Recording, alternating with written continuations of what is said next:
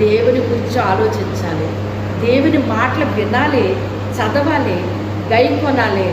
ఆ మాటలు మన జీవితంలో నెరవేర్చబడాలి. విని వదిలేయడానికి కాదు దేవుని మాటలు. విన్న దాన్ని మనం జీవితంలో ఏం చేసుకోవాలి? ప్రింట్ అయిపోవాలి. మనకి ప్రింట్ అయిపోయిన దాన్ని ఏం చేయాలంటే మనం అమలు జరుపుతూ ఉండాలి. ఏదో ఒక వస్తువు మనం కొనుక్కున్న దాన్ని ఏం చేయాలి? మనం ఉపయోగించాలి కదా. కొనుక్కున్న దాన్ని మనం పక్కన పెడితే తుప్పు పట్టుకుపోద్దండి.